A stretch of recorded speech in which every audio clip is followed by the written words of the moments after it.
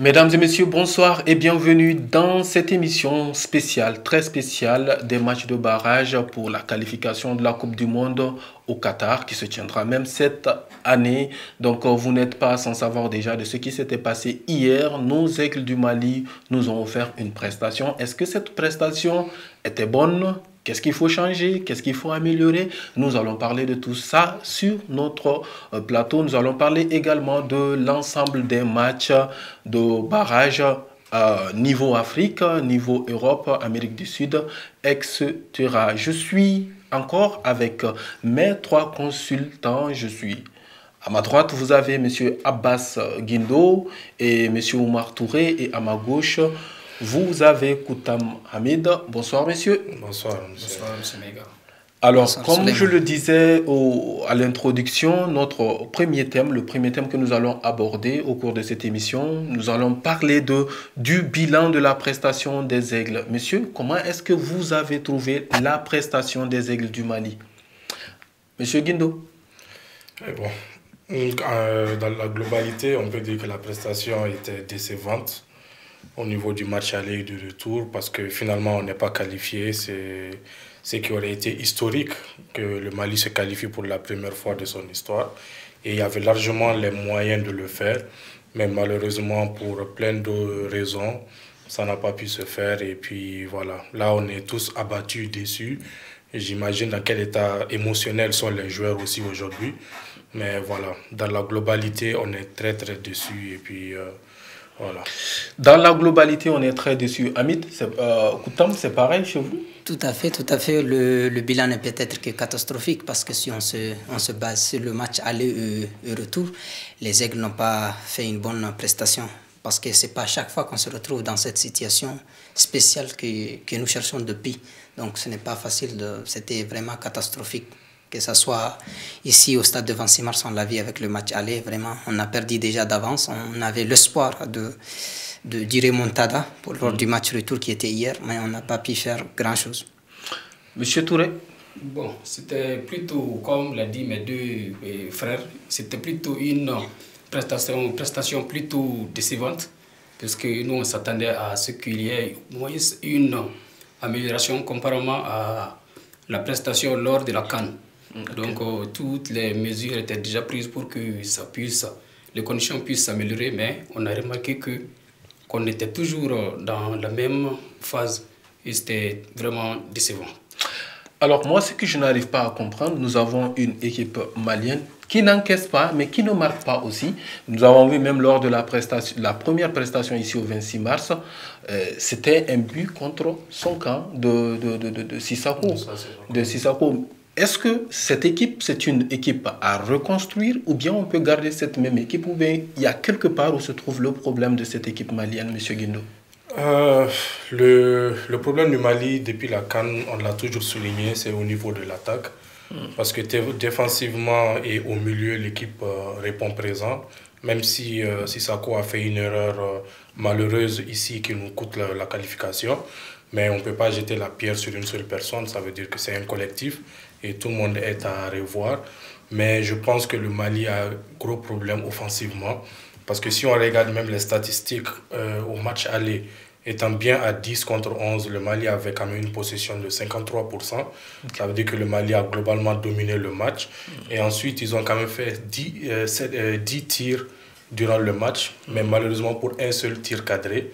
Donc c'est très insuffisant pour espérer gagner un match.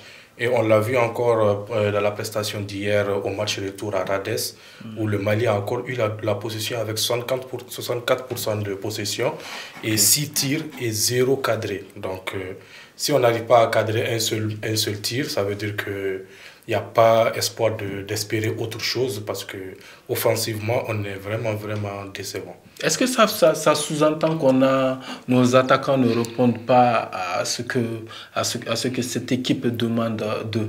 Monsieur Kouta. Exactement, je pense qu'il y a beaucoup de choses à reconstruire au niveau des Aigles, que ce soit du côté du coaching, c'est-à-dire quand je parle du coaching, je parle du système de jeu, que ce soit aussi du côté des joueurs, de la sélection, chercher vraiment la faille, c'est que nous manquait, parce qu'on n'arrive pas à marquer, c'est ça notre principal problème. Donc dès qu'on arrive à détecter le véritable problème qui se trouve au sein de cette équipe de Aigles, donc il faut chercher une solution. Donc on n'arrive pas à trouver une solution. Depuis la CAN, c'était la même chose, on a joué la CAN 3 matchs dans lesquels on a marqué un seul but qui n'est pas sur penalty. Ça ne se reprend pas. On revient dans un autre match. On pensait que le coaching a pris, c'est-à-dire une idée de ce qui s'est passé durant la CAN et chercher une solution. Et vraiment, nous sommes toujours dans la même dynamique et essayer de jouer avec le même système de jeu. Il n'y a pas grand-chose, il n'y a pas grande amélioration et on ne peut pas aller de l'avant avec ce système de jeu. D'accord. Monsieur Touré, une équipe à reconstruire? Exactement, surtout qu'on avait largement eu l'occasion de refaire, sinon de parfaire ce qui était vraiment médiocre lors de la prestation des Aigles à la CAN. Mais on a malheureusement vu que c'était le même dispositif offensif que le coaching nous a encore imposé. Donc, on a vu que c'était une répétition en fait, alors qu'on s'attendait à mieux. Donc, ça veut dire qu'il n'y a pas eu de changement, on n'a pas appris de nos erreurs de la CAN. Ouais, exactement. Il n'y a pas eu grand changement. Il n'y a pas eu grand changement, d'accord. Est-ce que cela sous-entend, est-ce qu'on veut dire par là que le Mali doit se séparer de Magasuba? Monsieur Touré. Bon, je ne dirais pas que le Mali doit essentiellement se séparer de Magasuba. Quand même, s'il y a une erreur ou bien s'il y a des défaillances dans un groupe, c'est une équipe. Donc je crois qu'on devrait tous voir ensemble. Et puis il faut faire face au problème, voir si le problème c'est uniquement Magasuba. Il faut quand même prendre des dispositions. Et si le problème ne vient pas seulement de Magasuba, il faut quand même chercher une solution quand même à ce problème. Le Mali doit-il se séparer de Magasuba?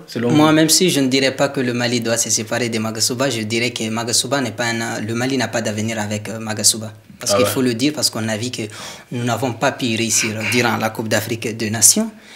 On a donné une chance à l'entraîneur encore. On a augmenté le staff. Nous sommes toujours dans la même dynamique, le système de jeu de Magasuba. Donc, si vraiment cette équipe malienne est prête à faire de nouvelles choses, c'est de voir surtout le côté coaching. Donc il faut le voir, même si la responsabilité n'est pas totalement mise sur Magasuba, elle est d'une part, même si elle est de part et d'autre sur le joueur et du côté de Magasuba, parce que le système de jeu n'arrive pas à fonctionner, il a toutes les cartouches dans la main. Ok. D'accord, M. Guindo? Oui, bon, moi je vais être catégorique. Magasuba doit quitter la sélection pour moi. Okay. S'il ne démissionne pas, qu'on le licencie alors tout simplement, parce qu'il a échoué 2 fois. Magasuba, pour l'année 2022, il avait 2 objectifs. C'était d'envoyer le Mali loin en CAN et de se qualifier pour la Coupe du Monde. Et il a échoué les 2 objectifs. Donc, quand on te fixe des objectifs que tu n'atteins pas, la logique veut qu'on te renvoie. Et là, je ne pense pas s'il y aura une autre issue que de se séparer de Magasuba et d'aller sur une nouvelle... un nouveau coach qui va peut-être amener de nouvelles idées pour peut-être dynamiser cette attaque qui, Magasuba apparemment a échoué à trouver la solution pour cette attaque. Parce que est-ce que Magasuba il s'en veut pour ça? Parce qu'en tant qu'entraîneur, si les objectifs fixés, tu n'arrives pas à atteindre tes objectifs, moi je pense que en tant qu'entraîneur, bon, dans le bon sens, je vais dire en tant qu'entraîneur, en tant que responsable, en tant que le premier responsable même de l'équipe nationale, ce qu'il faut, c'est de démissionner parce que si tu échoues à plusieurs points, moi je pense qu'il n'y a pas d'autre porte de sortie que de démissionner. Pourquoi il n'arrive pas à dire clairement qu'il rend sa démission et qu'il laisse la sélection sans pourtant laisser à ce qu'il soit licencié? Bon, après, pour moi, ça dépend de la personnalité de chacun. Hier, on a vu le coach égyptien qui a démissionné. Mais Magasuba est apparemment très attaché à cette sélection. On ne lui en veut pas et on le remercie d'ailleurs. Parce qu'on le rappelle que Magasuba est présent dans la sélection au niveau de la fédération depuis 2010. Donc ça fait 12 ans qu'il est présent au niveau de la fédération. Il avait d'abord fait 5 ans en tant que DTN, directeur technique national. Ensuite, il a été adjoint de Alain Giresse, qui a été licencié en 2017. Et à la suite de ça, il a assuré l'intérim pendant 2 ans. Une intérim qui s'est bien passée parce que à la CAN 2019, le Mali avait produit un beau football. On était sorti malheureusement contre la Côte d'Ivoire. Oui, et donc, après cette compétition, la fédération a jugé nécessaire de lui offrir un contrat pour continuer sur les bases. Mais malheureusement, apparemment, il était mieux en intérim qu'être confirmé. Le bilan Magasuba et Alain Giresse. En 2 mots, Magasuba, le bilan de Alain Giresse est mieux ou meilleur? Oui, le bilan chiffré est meilleur parce que Magasuba n'a pas beaucoup de défaites. Et si on regarde le nombre de matchs joués et les résultats, sur les chiffres, il est meilleur. Mais dans le jeu, c'est très pauvre. Koutam, nous avons laissé Giresse qui nous a fait qualifier même à la demi-finale il y a 2 CAN de cela. Oui, on était qualifié pour les demi-finales. Et après, Magasuba vient. Magasuba n'arrive pas à dépasser les huitièmes de finale. Selon vous, on doit se séparer de Magasuba ou bien, selon vous, le bilan de Alain Giresse est-il meilleur par rapport au bilan de Magasuba? Je vais commencer d'abord par le bilan entre les 2 entraîneurs. Je pense qu'il n'y a pas une grande différence parce qu'à franchir, c'est-à-dire l'étape de se qualifier en Coupe d'Afrique, ça, on a eu la chance de se qualifier plusieurs fois. Donc, on avait beaucoup d'objectifs, c'était d'aller loin en Coupe d'Afrique des Nations et de se qualifier pour la première fois dans notre histoire en Coupe du Monde. Ce que Magasuba n'a pas réussi à faire. Bon, je pense que ça dépend de la personnalité de l'entraîneur.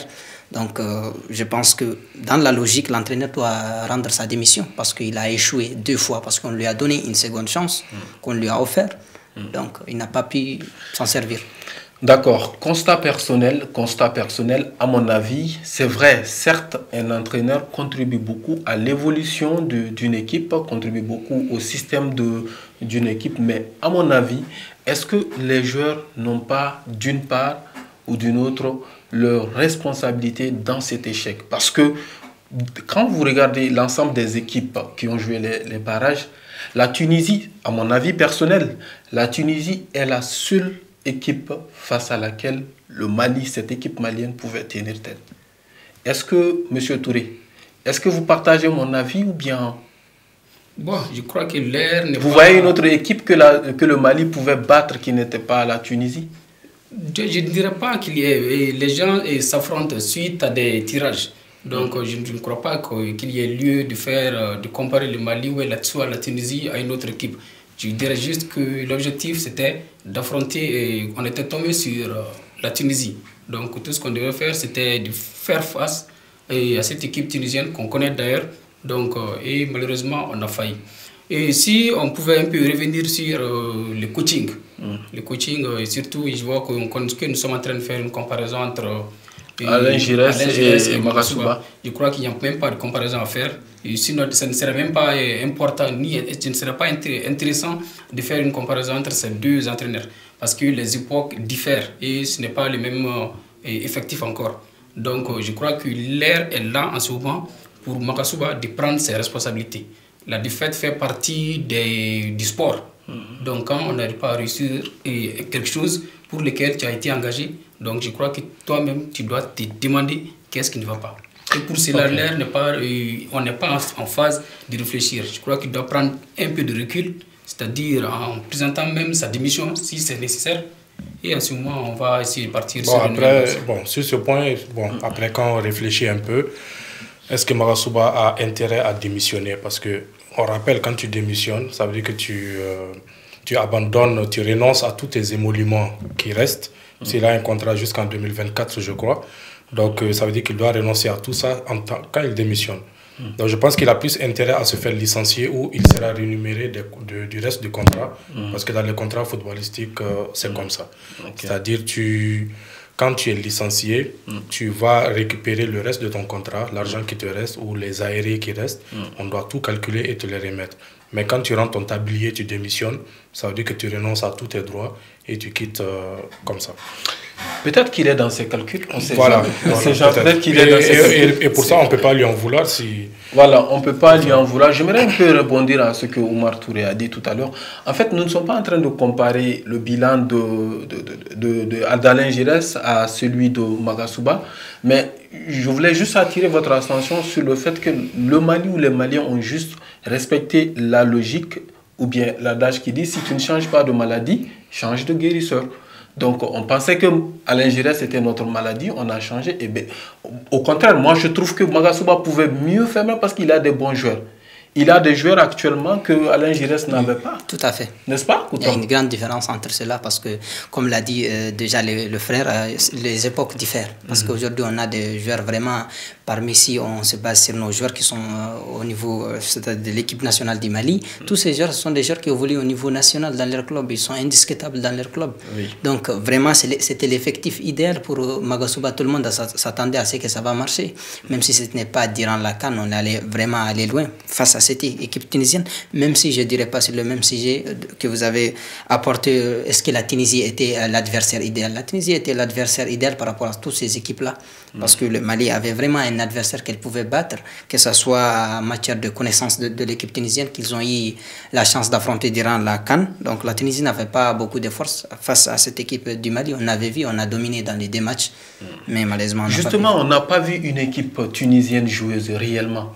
Parce que la Tunisie, quand on essaie de voir, la globalité de leurs prestations, moi j'aurais eu l'impression qu'ils étaient revenus au pays, en Tunis là-bas, pour fermer. Ouais. Parce que je n'ai pas vu une équipe tunisienne qui attaquait l'adversaire, franchement parler. Est-ce qu'ils étaient satisfaits déjà de leur but à l'extérieur, ou bien, bon voilà, c'est leur façon de jouer. Parce que moi, je pensais que si on avait plus pressé, si on avait, avec l'avènement aussi de notre but qu'on a manqué, franchement, ça me donne même l'occasion de revenir sur ce but. Et trouvez-vous qu'il y a hors-jeu dans ce but, oui ou non? Guindo? Non, personnellement, non, je pense pas, non. Il n'y a pas hors-jeu parce que, après, ils vont essayer de nous faire dire que le deuxième joueur, Fofana, qui a taclé, était en hors-jeu. Mais je pense que c'était plus l'interprétation de l'arbitre. Si ce but était validé, ça n'aurait scandalisé personne. Mais là, ça scandalise tout le peuple et puis voilà. Donc, je pense que ce but aurait dû être accordé. Omar Touré? En plus, je crois que c'était un but qui a été refusé. Le fait de refuser un but, ce n'est pas quelque chose, c'est des trucs qui arrivent dans le football. Mais c'était un but qui a été un but très très vital pour nous les Maliens, mais qui a été laissé des fois très très banalement. Parce que l'arbitre aurait même dû faire appel à la VAR. C'est quelque chose qu'il n'a pas fait. Donc on a juste annulé le but comme ça, sans nous donner d'autres explications. Bon, c'était ce problème de VAR de billes, ça tire beaucoup des équipes durant la CAN. On a vu beaucoup des arbitres, malheureusement, au niveau africain, ne consultent pas la VAR beaucoup. Donc, alors que la VAR est venue pour réduire les problèmes. Exactement. Ils pouvaient vraiment prendre le temps de regarder la VAR si vraiment il y avait hors-jeu ou non. Ce qu'il n'a pas pu faire, malheureusement, alors que le but, il n'y avait même pas d'hors-jeu, je pense. Ok. Nous avons vu la semaine passée et cette semaine la prestation des Aigles du Mali. Et bien avant cela, juste après la CAN, nous avons vu une forte mobilisation après les Aigles du Mali. Nous avons vu que le peuple malien était motivé, était engagé, croyait en cette équipe, soutenait et accompagnait cette équipe. D'après toute cette mobilisation, est-ce que vous trouvez que les Aigles ont vraiment je sais pas ont vraiment satisfait leurs supporters ou le peuple malien? Parce que, parlons de mobilisation, nous avons vu les anciens joueurs, nous avons vu le président, nous avons vu même le ministre qui s'était déplacé avec eux, tout ça. Toute cette mobilisation, est-ce que ça n'aurait pas dû motiver davantage les joueurs et de laisser même les affaires d'entraîneur, de tactique, tout ça. Parce que le football se joue avec le cœur, à mon avis. En dehors du système de l'entraîneur, il y a aussi le cœur qui joue. Vous portez le drapeau du pays, donc il faut se mouiller les moyeux. Est-ce que vous avez trouvé une réponse conséquente à cette mobilisation de la part des Aigles du Mali, M. Guindo? Bon, je pense que cette mobilisation a peut-être aussi été à double tranchant. Le stade même était plein. Le stade était plein à craquer et c'est la première fois d'ailleurs que je vois une telle mobilisation pour un match du Mali. Ça fait combien d'années qu'on va regarder les matchs? Et je pense que ça a été à double tranchant parce que ce soutien du peuple peut aussi mettre la pression sur les joueurs. Et je pense que le pauvre Sissako a subi cela parce que vu son jeune âge, voir une telle atmosphère dans le stade, ça l'a peut-être alourdi les jambes et ça l'a mis en difficulté durant ce match. Et il y a plein de joueurs qui ne sont pas habitués à un tel engouement. Et voilà, donc j'avais déjà critiqué ça depuis parce que je me dis que les joueurs, mieux vaut les laisser dans leur bulle, préparer leur match tranquillement et aller au stade. Mais quand on voit la mobilisation, le président qui se déplace, le ministre qui se déplace, le président de la fédération, et on sait... Seydou Keita, oui, le collège d'entraîneurs qui a été mis en place. Tous ces gens, parce que chacun va parler et ça met la pression sur les joueurs. C'est malheureusement ça, je pense que ça, c'est... Par exemple, si on compare les deux matchs, le Mali a mieux joué dans la construction hier, loin de nos bases, que quand ils ont joué à Bamako. Parce qu'il n'y avait pas cette pression, cette haute pression sur eux encore. Donc voilà, je pense que la pression, c'était parti d'une bonne intention, mais je pense que ça a plus frustré nos joueurs qu'autre chose. Une population malienne qui a vraiment été très indulgente envers ses joueurs. Nous avons vu notamment avec le cas du but du jeune Sissako. Après, il a été soutenu par les artistes, les musiciens, les comédiens, tout le peuple malien. Tout ça en fait partie de la mobilisation. Ça aurait dû motiver plus davantage encore les joueurs, M. Touré. Exactement. Et le fait que les Maliens soient sortis, c'était quelque chose de tout à fait normal. Et puis, c'était, comme il l'a si bien dit, c'était parti d'une belle intention. Mais moi, je dirais tout simplement que les joueurs, on peut pas parler. Les joueurs savaient déjà à quoi s'attendre. Ils connaissent, c'est des Maliens comme nous. Ils connaissent la population, ils savent à quel point les Maliens peuvent sortir. Et on avait déjà présenté tout cela parce que les billets étaient déjà vendus bien avant le match. On avait vendu des milliers de billets. Notamment, on avait même offert des billets. Donc, ils savaient déjà que les stades seraient... Moi, je crois que la faute revient seulement aux joueurs. Parce que c'est des joueurs professionnels. Donc, c'était à eux de gérer ça avant même de rentrer sur scène. D'accord, nous allons poursuivre cette émission. Le temps joue un peu contre nous. Monsieur Koutam, nous avons vu également un autre match qui a été vraiment un match de tension. Il s'agit du match qui opposait le Cameroun face à l'Algérie.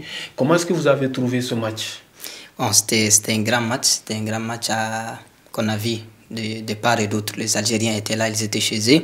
L'Algérie a eu la chance de gagner le match aller. Moi, vraiment, personnellement, ça ne me surprend pas de voir le Cameroun, c'est-à-dire se qualifier, vu vraiment les conseils qu'apporte le président de la fédération. Et tout, on le disait, on a vu vraiment cette équipe-là, il y a eu beaucoup de changements. On a changé également l'entraîneur, on a Alexandre Song, l'ancien défenseur des Lions Indomptables qui était là. Bon, le Cameroun avait toutes les cartouches, ils étaient mobilisés vraiment pour aller chercher cette qualification. Ça ne me surprend pas. Déjà, le problème qui continue, on a vu les larmes de Djamal Belmadi juste après les matchs, parce que vu l'importance de ce match pour lui, mais malheureusement c'est dans les dernières minutes que Kartoko Ikambi a pu donner cette victoire aux Lions Indomptables.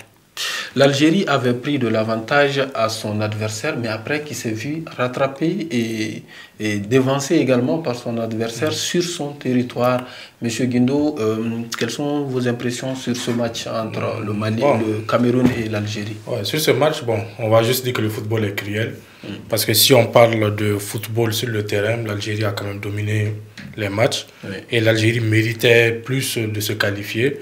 Et hier, dans le match, ils se sont vus refuser 2 buts, je crois, qui étaient un peu litigieux aussi. Et d'ailleurs, Belmadi se plaint beaucoup de l'arbitrage d'hier. Donc voilà, le Cameroun a joué avec ses forces. Comme Rigobert Song, l'entraîneur l'a dit, un lion ne meurt jamais, un lion dort. Et quand il dort aussi, il est éveillé. Donc l'Algérie pensait qu'après avoir gagné 1-0 le match aller, que le lion dormait. Apparemment, le lion ne dort jamais. Et ils ont pu piquer au bon moment. Et voilà, l'Algérie se retrouve à 14 secondes d'une qualification mondiale à passer à la trappe. Alors, vous avez parlé de Samuel Eto'o. Justement, nous avons une vidéo de Samuel Eto'o qui a rejoint ces jeunes joueurs dans les vestiaires pour les motiver, les encourager. Parce qu'on voit qu'il n'a vraiment pas cessé de faire ça depuis le début de la compétition. Depuis la Coupe d'Afrique jusqu'au match de barrage, il a toujours été là, présent La preuve en est qu'il avait même fait les dernières séances d'entraînement avec les joueurs. Nous allons suivre cette vidéo et on revient sur le plateau.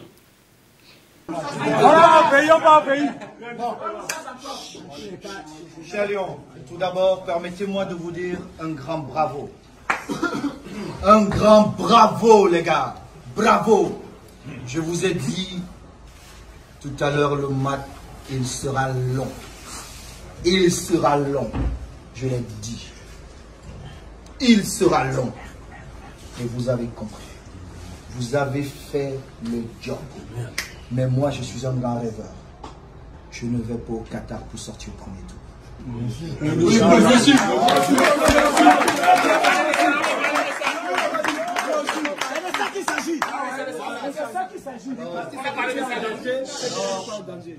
Les sélectionneurs qui sont là ont un job énorme à faire. Et vous, une responsabilité énorme. On ira au Qatar avec une autre mentalité. Si les autres peuvent gagner, pourquoi pas non? On change notre façon d'aller dans les Coupes du Monde. On la change. C'est d'abord la mentalité, mais ça commence maintenant, cher Léon. Commencez à anticiper votre Coupe du Monde. Anticipez votre Coupe du Monde mentalement. On n'ira pas au Qatar en balade. Ce que vous avez fait aujourd'hui, c'est énorme. Mais ce que vous allez faire en novembre, décembre au Qatar sera beaucoup plus grand. Nos aînés, nos parents nous ont montré le chemin. Mais jusqu'à preuve de contraire, on n'a que joué le quart de finale. Vous pouvez. Ceux qui seront en face de vous au Qatar jouent dans les mêmes clubs que vous. Ils jouent dans les mêmes clubs que vous. Et ils ne sont pas meilleurs que vous. On serait humble. Mais les gars, on va écrire une histoire. Croyez-moi, on va écrire une histoire. Nous venons de voir Samuel Eto'o qui encourageait ses joueurs dans les vestiaires. Comme il l'a dit lui-même, il l'a dit tout de suite, vous venez de l'entendre. Nous n'irons pas au Qatar pour traîner. Vous jouez, comme il l'a dit, ce sont ces propos que je rapporte. Vous allez jouer avec des gars qui jouent dans les mêmes clubs que vous. Est-ce que ces propos sont motivants? Est-ce que ces propos peuvent pousser cette équipe camerounaise à aller de l'avant lors de la prochaine Coupe du Monde qui se jouera au Qatar, M. Guindo? Ouais, bon, Eto'o est dans son rôle. Eto'o, depuis joueur, ça a toujours été un motivateur. Et là, en tant que président de la fédération, il va motiver ça. Le Cameroun va manquer de tout à la Coupe du Monde, sauf de la motivation. Parce que tant qu'il y a Eto'o comme président de la fédération et Robertson comme entraîneur, là, vraiment, il y aura cette équipe aura la niaque, on va dire. Et voilà, donc les mots du président de la FECAFOOT sont là pour le prouver. Ils sont heureux, contents. Maintenant, ils vont se préparer pour faire bonne figuration à cette Coupe du Monde. Ok, alors, M. Koutam. Je pense que vraiment aujourd'hui on a besoin des hommes comme Samuel Eto'o, parce qu'on a besoin de ce genre d'hommes pour vraiment motiver une équipe. Parce qu'il a dit dans la vidéo, on vient juste de le regarder, il disait qu'on ira à la Coupe du Monde avec une autre mentalité. Okay. Donc il l'a dit même avant le match, il dirait qu'il avait dit que il est là pour le joueur, il ne peut pas être là avec eux dans le terrain, mais pour tout ce qu'ils veulent en dehors du terrain, pas en tant qu'Eto'o, pas en tant que le poste qu'il occupe au niveau de la FECAF du Cameroun, mais en tant que frère, il est là pour les aider pour tout. Donc ça suffit quelque chose. Ok. D'accord. Le Cameroun n'est pas le seul pays africain qualifié pour la prochaine phase de la Coupe du Monde qui se jouera au Qatar, n'est-ce pas? Et nous avons pour l'instant les pays qui sont qualifiés. Nous avons la Tunisie, nous avons le Cameroun, nous avons, aidez-moi les gars, le Nigeria, le Ghana. Le Ghana, oui. Le Nigeria et enfin les Black Stars du Ghana. Alors nous avons vu également un match de taille, un match qui nous a vraiment frissonné, qui nous a montré vraiment que c'est le cœur qui joue au football. Monsieur Touré, le match qui opposait le Sénégal face à l'Égypte, comment est-ce que vous avez trouvé la prestation des Lions de la Teranga? Oui, c'est comme tu viens de le citer tout à l'heure, et ces Lions nous ont tout simplement montré qui sont les meilleurs en Afrique, surtout. Parce que c'est déjà, ils sont vainqueurs. Il s'agit du Sénégal, bien sûr, ils sont vainqueurs de la CAN, donc ils sont sur cette même lancée jusque-là, et donc ils n'ont rien lâché et ils se sont bien imposés face aux Égyptiens qu'ils connaissent d'ailleurs. Est-ce que, M. Guindo, d'une part, est-ce que si le Sénégal ne s'était pas qualifié pour la Coupe du Monde, est-ce que ça n'allait pas montrer en quelque sorte le niveau bas de la CAN? Parce que champion d'Afrique qui n'est pas qualifié pour la phase finale de la Coupe du Monde, ça mérite vraiment de se questionner là-dessus. Si on part sur cette base, ça veut dire que le niveau européen est bas aussi. Parce que l'Italie ne s'est pas qualifiée pour la Coupe du Monde. Oui, mais l'Italie, c'est la France qui est le champion du monde. Mais l'Italie est le récent champion d'Europe. D'Europe, c'est vrai. Et qui ne s'est pas qualifié, c'est quand même incroyable qu'il se fasse éliminer par la Macédoine du Nord. Donc non, je ne pense pas que ça aurait montré la faiblesse du continent. Ça aurait montré qu'il y a d'autres équipes compétitives. Parce que si l'Égypte était partie aussi, ça veut dire que l'Égypte a pu battre le champion d'Afrique pour s'y rendre. Mais voilà, la hiérarchie a été respectée, le Sénégal est parti et je pense que c'est mieux que ce soit le Sénégal que l'Égypte parce que vu le niveau de football qu'on a vu, on a plus de chances d'aller loin avec le Sénégal qu'avec l'Égypte. Sadio Mané qui délivre 2 fois de suite son équipe, M. Koutam. Sadio Mané, comment est-ce que vous le qualifiez? De héros? C'est un grand joueur, il a toujours fait preuve d'être absent. Les grands joueurs, c'est d'être présent dans les grands matchs. Il a pu faire cette différence, il a toujours donné le meilleur de lui sur le terrain, que ce soit en club ou en sélection, le disait son sélectionneur Aliou Cissé toutefois. C'était un grand match qu'il a fait face au pharaon de l'Égypte, on le disait. Moi, je ne dirais pas le contraire concernant si le Sénégal n'était pas qualifié, parce que vu qu'il joue contre les pharaons de l'Égypte, c'était une grande équipe qui connaît la compétition. Donc, aux séances de tir au but surtout, bon, je dirais que le Sénégal, c'est l'une des grandes équipes africaines aujourd'hui. Avec cet effectif qu'ils ont, ils vont aller loin dans cette Coupe du Monde, sûrement. Ils étaient contents, ils avaient fait également la fête au vestiaire. On va suivre ensemble la joie des Sénégalais. Tout de suite.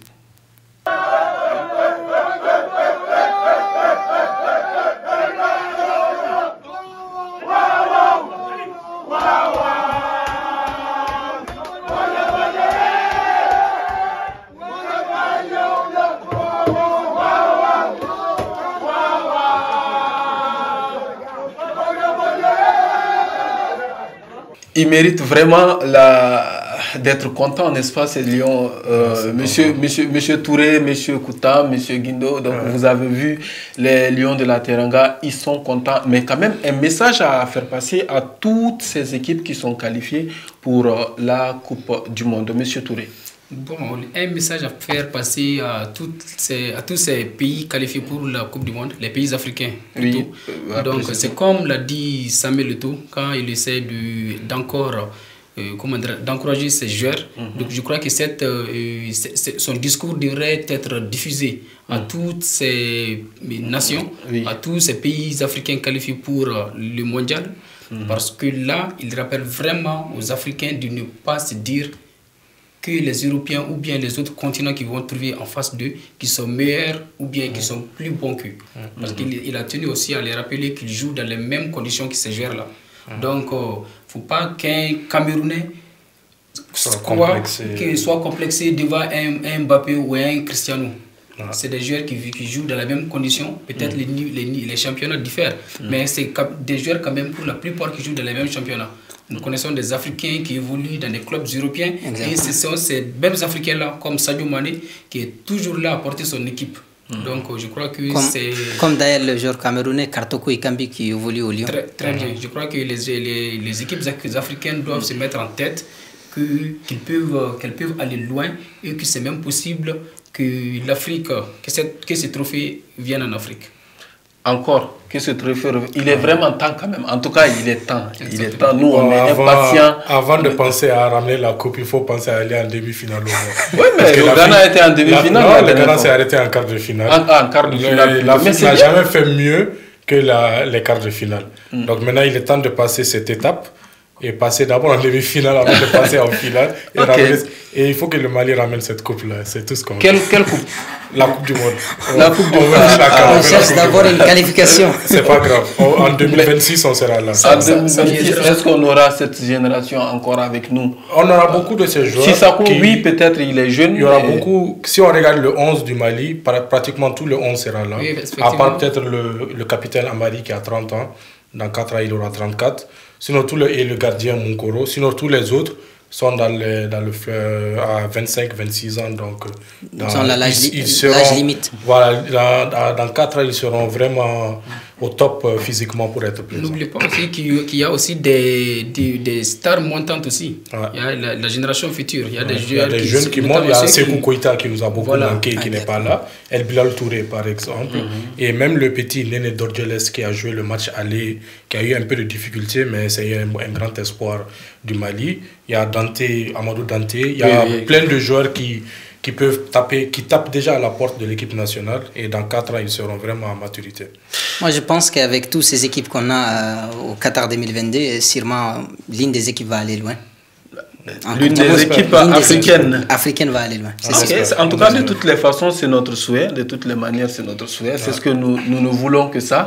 Nous sommes impatients à ce que la date arrive, et nous allons assister tous les matchs s'il le faut. Et parlant encore de ces matchs de barrage, il y a quand même les chapeaux qui sont sortis, n'est-ce pas? Donc au chapeau 1, nous allons profiter pour informer vraiment tous les téléspectateurs qui nous suivent actuellement, qu'au niveau du chapeau 1, c'est le Qatar, Belgique, Brésil, France, Argentine, Angleterre, Espagne et le Portugal.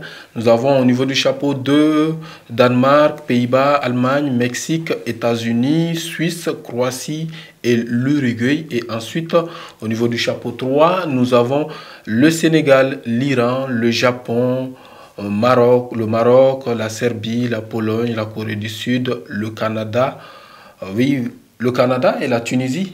Oui, entre les deux, ça va se jouer entre les deux. Oui. Ou la Tunisie.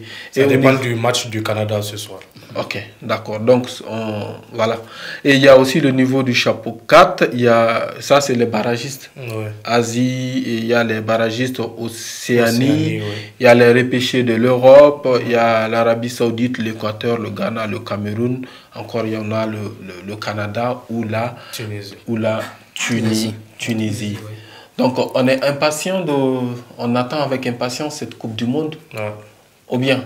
Oui, on est tous. C'est quand même la plus grande fête du football. Donc, on attend avec impatience. D'ailleurs, il y a le tirage qui se passe ce vendredi, le premier au niveau du Qatar. Donc, on a hâte déjà de voir les poules. Et ensuite, chaque équipe peut se préparer pour mieux affronter cette compétition. Alors, messieurs, nous arrivons à la fin de cette édition. C'est vraiment bien de parler de football, de sport. C'est vraiment bon. Le débat était très, très intense, mais on arrive à la fin. Monsieur Koutam, vos derniers mots pour clôturer ce plateau, cette émission.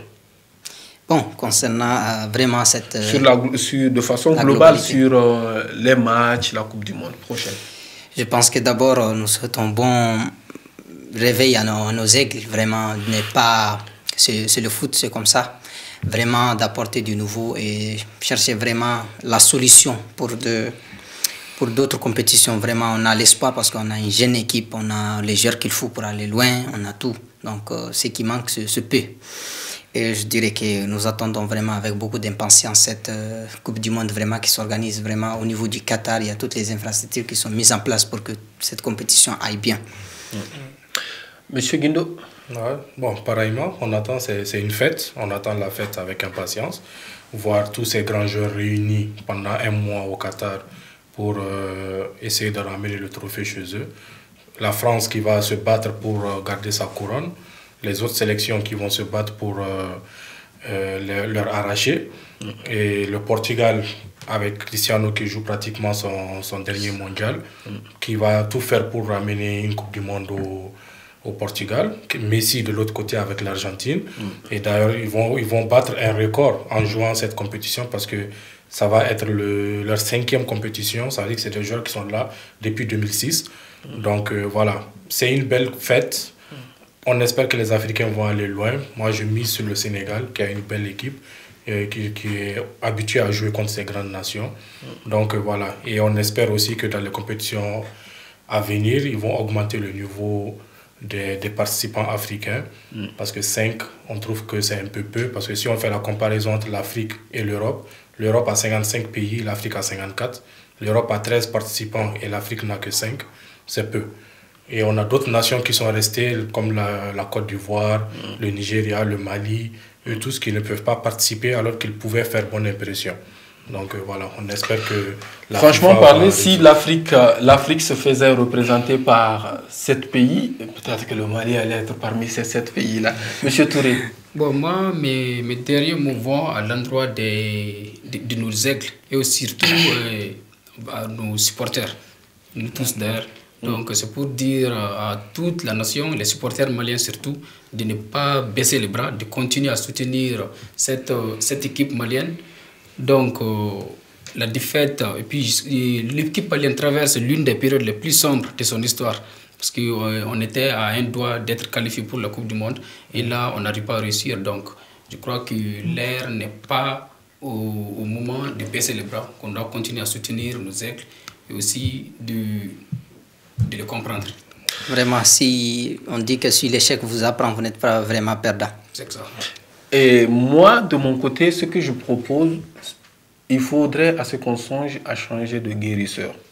Notre maladie évolue, on ne change pas de maladie, donc il faut changer de guérisseur. Peut-être qu'on aura de nouveaux médicaments ou de remèdes qui vont vraiment adoucir notre mal. Donc, qu'est-ce que je vais dire par là? C'est de revoir vraiment s'il faut que Magasuba reste, s'il faut le faire appuyer, s'il faut qu'il évolue dans l'élaboration de ses tactiques ou systèmes de jeu. Et voilà, ce sont les mots que moi, quand même, de mon côté, j'ai vraiment à passer. Et je souhaite également bonne chance à toutes ces équipes africaines qui vont nous représenter au Qatar très bientôt. Donc nous sommes déjà à la fin de cette émission, mais avant de clôturer l'émission, j'aimerais à ce qu'on parle un peu de la Coupe du Mali. Récemment, il y a eu les 8e de finale et je vais profiter pour dire les résultats, bien que beaucoup de personnes ont déjà vu peut-être les matchs, sinon les résultats déjà. Donc 8e de finale, les 8e c'était le samedi 26 mars que les 8e de finale se sont joués, c'est ça. Donc nous avons le Stade malien de Bamako qui jouait contre ATS de Koro. Et nous avons également AFE qui a battu, le Stade malien a battu ATS 3-0, on va revenir, et AFE de Bamako a joué contre l'AS Real et l'AS Real a battu ces derniers 3-0 également. Le dimanche 27 mars également, il y a Koira Alawa de Gao, oui, qui a joué contre Renaissance et cette équipe de Gao a été battue par l'équipe de Renaissance 1-0. Il y a Djoliba aussi qui a battu le Sony AC 1-0. Il y a Assom qui a battu CMB à 1-0. Il y a Binga FC et USC de Kita qui ont fait un match nul et qui sont partis au tir au but, c'est ça? C'est le Binga qui a gagné. C'est le Binga qui a gagné après. Et le lundi 28 mars 2022, il y a FC Diara qui a joué contre CS de Dougolon-Villa, n'est-ce pas? Donc Dougolon-Villa a battu FC Diara 3-0. Et le mardi 29 aussi, il y a l'AS Douane de Sikasso qui a battu Espérance de Médine de Ségou 1-0. C'est bon, on ferme? Oui, on peut fermer. On veut fermer cette belle compétition. Cette belle compétition. Peut-être que dans les nouvelles émissions, ce jour, on va faire des plateaux sur et on est désolé pour les deux équipes de Gao qui sont éliminées. Voilà, les deux équipes de Gao. Le fait de ne pas voir certaines équipes du Nord, vraiment, c'est disqualifié de la première partie. Donc on espère qu'ils vont mieux se préparer pour l'édition prochaine. Surtout qu'apparemment, les matchs bien vrai qu'on n'a pas suivi, c'est tous les matchs de Sony contre Oui, moi j'ai suivi une bonne partie de ce match. Oui. Donc Sony a bien résisté.